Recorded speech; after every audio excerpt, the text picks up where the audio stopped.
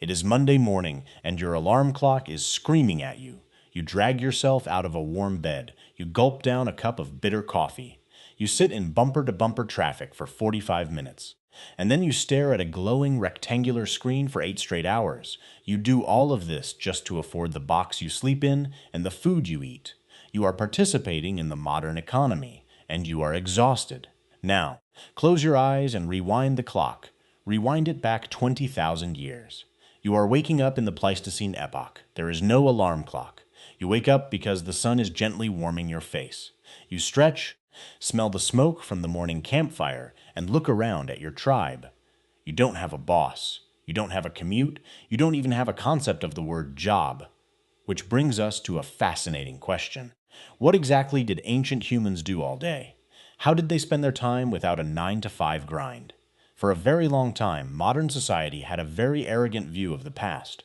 We assumed that being a prehistoric caveman was a miserable experience. In 1651, the English philosopher Thomas Hobbes famously described early human life.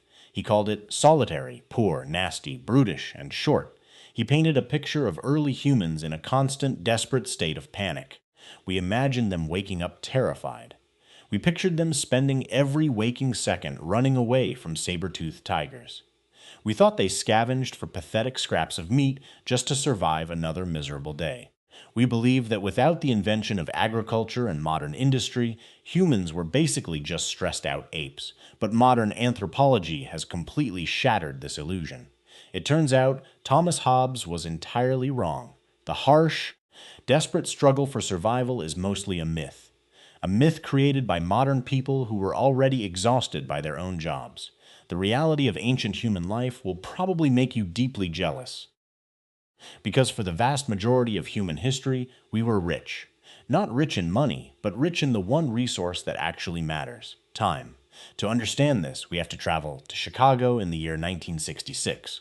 A massive gathering of the world's top anthropologists took place. It was called the Man the Hunter Symposium. At this conference, an anthropologist named Marshall Sahlins stood up to speak. He dropped a conceptual bomb on the academic world. He introduced a concept called the original affluent society. Sahlins argued that hunter-gatherers were actually the most affluent people in history. Now, what does affluence mean? Usually, we think affluence means having a lot of stuff. But Sahlins explained there are 2 ways to be wealthy. You can either produce a massive amount of goods to satisfy your unlimited desires, or you can simply desire very little. Ancient humans took the second path. They had very few material desires, and because of this, they could easily meet their needs with very little effort. Think about that. If you only need food, water, and shelter, your shopping list is incredibly short. But Sahlins didn't just have a nice philosophical theory. He had hard data to back it up. And that data came from a groundbreaking study conducted just a few years earlier. In 1964, a young researcher named Richard Lee packed his bags. He traveled deep into the Kalahari Desert in southern Africa. He was there to live with and study the Kung San people. The Kung were an indigenous group who still lived as nomadic hunter-gatherers. They survived in exactly the same way our ancient ancestors did. Lee didn't just watch them from a distance. He meticulously recorded their daily activities. He carried a notebook and tracked exactly how many hours they spent getting food. The Kalahari Desert is not a lush paradise. It is an incredibly harsh, dry, and unforgiving environment. If you or I were dropped there, we would probably starve in a week. So Lee assumed the Kung must be working themselves to the bone just to survive. But when he crunched the numbers, he was absolutely stunned. The Kung adults spent an average of just 2.1 to 3.2 days per week hunting and gathering. Let me repeat that. They worked roughly 2.5 days a week. When calculated in hours, it came out to about 15 to 20 hours a week. That is less than a part-time job at a modern fast food restaurant. And they weren't starving, either. Lee carefully measured their caloric intake. He found they were easily consuming over 2,100 calories a day. They were eating a rich, diverse diet of wild game, roots, and mongongo nuts. The mongongo nut was so abundant and nutritious that the Kung practically laughed at the idea of farming. One Kung man famously asked Lee a logical question. He said, "Why should we plant when there are so many mongongo nuts in the world?" It was a mic drop moment for anthropology. And this wasn't an isolated case. Similar studies were done with the Hadza people of Tanzania. Researchers studied the Aboriginal communities of Australia. They studied the tribes of the Amazon rainforest.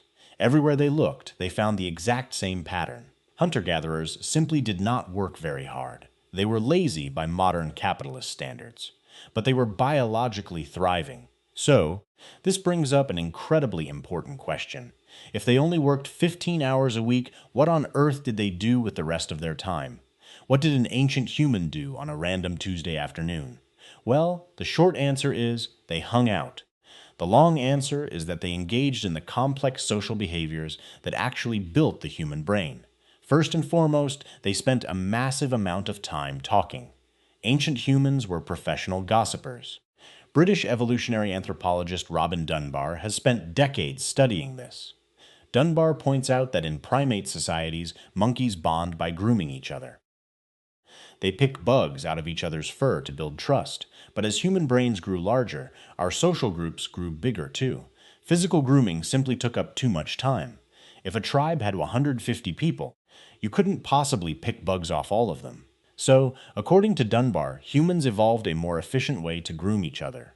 We evolved language. Gossip became our vocal grooming. Ancient humans would sit in the shade for hours, just talking. They would discuss who was sharing food, who was cheating, and who was mating with whom. This wasn't a waste of time. This was the essential networking required to keep a tribe from falling apart. When the sun went down, the talking didn't stop. It just changed format. They transitioned from gossip to storytelling.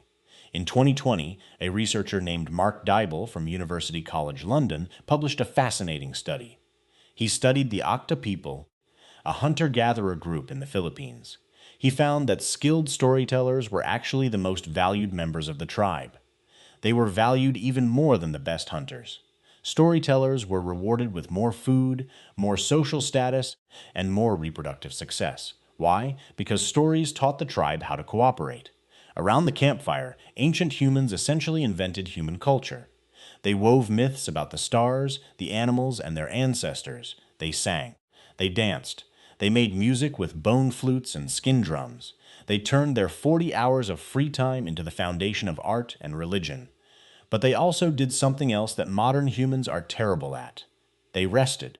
And I don't just mean they slept at night. I mean they actively rested during the day. Let's look at the fascinating science of ancient sleep. We often imagine ancient humans huddling in the dark, terrified of predators. We think they slept with one eye open. But modern research shows a completely different picture. In 2015, an anthropologist named David Samson conducted a unique experiment. He placed activity tracking watches on members of the Hadza tribe in Tanzania. He wanted to see exactly how hunter-gatherers slept in the wild. What he found was the sentinel hypothesis. In a tribe of 30 people, it was incredibly rare for everyone to be asleep at the exact same time. At any given moment during the night, at least one or two people were naturally awake. Some were night owls who stayed up late tending the fire. Others were early birds who woke up hours before dawn. Because of this natural variation in sleep schedules, the tribe was always protected. Someone was always on guard. This meant that when an ancient human did sleep, they slept deeply and without fear. They were protected by their community. Furthermore, ancient humans did not force themselves into a rigid 8-hour block of sleep. They practiced fluid, segmented sleep. If the afternoon sun was too hot, they simply lay down under a tree and took a nap. If they woke up in the middle of the night, they didn't stress out about having insomnia. They would sit up, stoke the fire, smoke some herbs, and chat with whoever else was awake. Then, they would peacefully go back to sleep. They lived completely in tune with their circadian rhythms. There was no such thing as sleep deprivation in the ancient world, so they had abundant food, massive amounts of free time, strong social bonds, and great sleep. It sounds like a utopia. And for about 300,000 years of Homo sapiens' existence, it was. But then, something terrible happened. We made a catastrophic mistake. We invented farming. About 12,000 years ago, the agricultural revolution began. We stopped wandering and started planting seeds. We fenced in animals. We built permanent villages. In our history books, this is celebrated as the greatest leap forward for humanity. We are taught that agriculture saved us from the wilderness. But the biological evidence tells a very dark, very different story.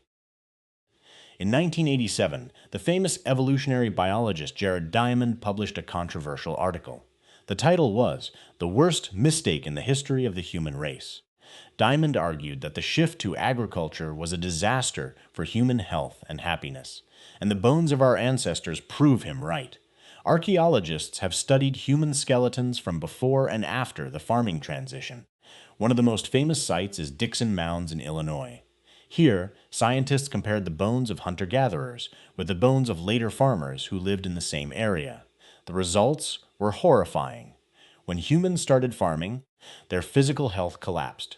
The farmers showed massive increases in enamel hypoplasia. This is a defect in the teeth that indicates severe childhood malnutrition. The farmers also showed massive increases in bone lesions. These lesions were caused by infectious diseases like tuberculosis and syphilis. Diseases that spread rapidly because humans were now living in crowded, dirty villages. Even more shockingly, human beings actually shrank.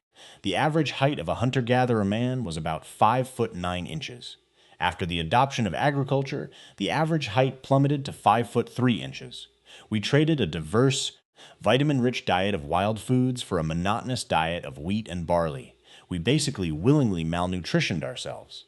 But the worst part wasn't the diet. The worst part was the labor. Farming is incredibly hard work. You have to clear land. You have to plow fields. You have to pull weeds. You have to harvest the crops, process the grain, and store it safely. Suddenly, humans weren't working 15 hours a week anymore. They were working from sunrise to sunset. The bones of early farmers showed terrible signs of osteoarthritis. Their spines and knees were crushed by the endless repetitive labor of grinding grain. We didn't domesticate wheat. Wheat domesticated us. It chained us to a patch of dirt and forced us to break our backs for it. And with agriculture came another fun new invention: inequality. In a hunter-gatherer tribe, you can't accumulate wealth. You have to carry everything you own on your back. If someone tries to act like a dictator, the tribe simply walks away from them. But once you have a field of wheat, you have property. You have silos full of grain, and grain can be hoarded, stolen, and taxed.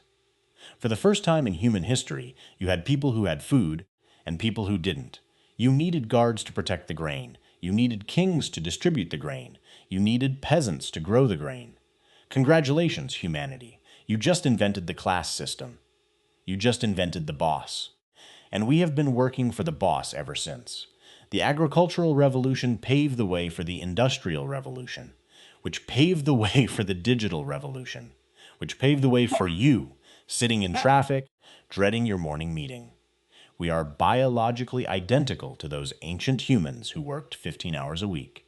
We have the exact same brains. We have the exact same nervous systems. We have the exact same psychological need for gossip, storytelling, and deep rest. But we have trapped ourselves in an economic system that ignores all of those needs. We replaced the campfire with the television screen. We replaced vocal grooming with endless scrolling on social media.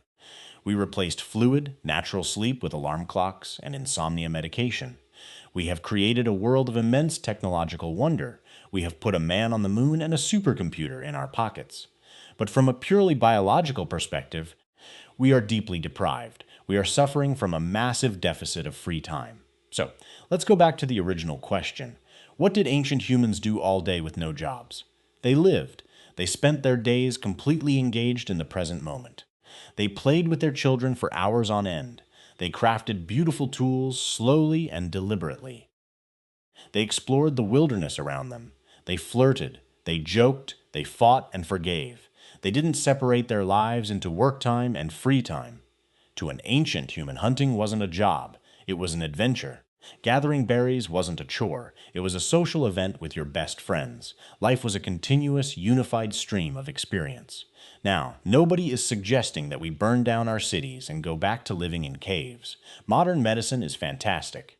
Indoor plumbing is objectively wonderful. And surviving a winter without central heating is not something any of us want to do. But looking at ancient humans gives us a crucial psychological tool. It gives us perspective. It reminds us that the modern hustle culture is not natural. The feeling that you must constantly be productive to have value, that is a manufactured lie. It is a psychological virus that is only a few centuries old. Your worth as a human being is not determined by your economic output. Your ancestors spent 300,000 years proving that. They thrived by doing less. They survived by prioritizing their community over their productivity. They conquered the globe not by working harder, but by cooperating better. It is okay to feel exhausted by the modern world. Your body was not designed for fluorescent lights and 40-hour work weeks. Your brain was not built to process thousands of emails. You are a Paleolithic organism navigating a digital dystopia. So, what can we learn from the ancient hunter-gatherers? We can learn to reclaim our time. We can recognize that leisure is not a luxury, nor a sin. Leisure is a fundamental biological necessity. We need to carve out spaces in our lives that have absolutely no economic value. We need to spend more time sitting around our modern campfires.